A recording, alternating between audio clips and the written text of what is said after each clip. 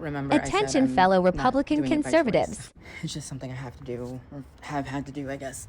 As I explained kind of in the last video. Maybe I did, maybe I didn't, I don't know. But regardless, I'm appreciative of the fact that I have been, not that it has been at all fun, but it's been very enlightening, to say the least.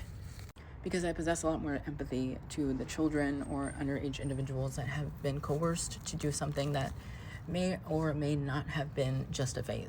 I mean, recently I just met someone who was 18 and had been transitioning since they were very, very young.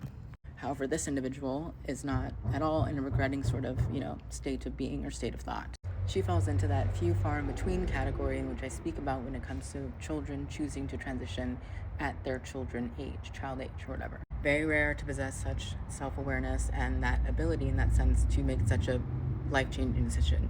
It was very enlightening to speak with her because now she's a friend, but also because she shed some light on the, I guess, sort of cons of transitioning as a minor. Mind you, she did the whole shebang, puberty blockers to hormones and da-da-da-da. She hasn't done any surgeries just yet, but still the hormone replacement therapy as a minor is very, very, very, very harsh. One con I did take note of was the fact that she has no sex drive, which I'm not sure if that is the same for everybody. However, it makes sense. Because if you're taking puberty blockers, you're blocking your ability to produce testosterone, correct? Or just hindering the ability, so to speak. Which, don't get me wrong, I kid you not, me still having my areas of, male genitalia, let's just say I am very sexually active. And I've had this issue since I was hypersexualized at the age of 7 due to instances that were not within my control. Getting back on topic, she also explained that it's very hard for her to actually have intimacy in a relationship because lack of sex drive means no sex, and therefore, even when you're dating as a young person, if you're not putting out, they're going to find it elsewhere, you know what I mean? So you're at risk of having a lot of cheating individuals unless you find someone that is relatively asexual like yourself as well. But that is like finding a needle in a haystack because everyone seems to be horny. So taking that information and taking that knowledge and also taking my detransitioning experience that I've been experiencing for the past year, again, not by choice. I'm getting back on hormones very, very soon.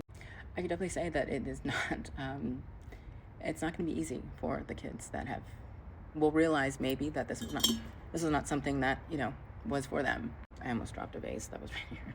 Something I can at least implore my fellow Republican conservatives is that maybe just tone it down on the anti-trans hate rhetoric sort of thing. We got Trump, and he's already made a statement of what he's going to do.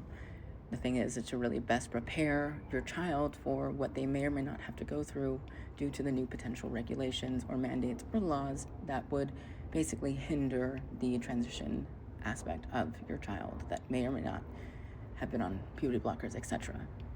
Just FYI. Because the damage has been done to the kids that have been actually coerced into transitioning, that aren't that self-aware, and I think personally they should undergo very extensive psychotherapy or some psychiatric sort of test to make sure that this was actually something from them, that it's not coerced by someone else, that it's not being influenced or inspired by their friends, their peers, etc. So that they can be properly diagnosed and then, go through what they feel is actually true in their heart and their soul.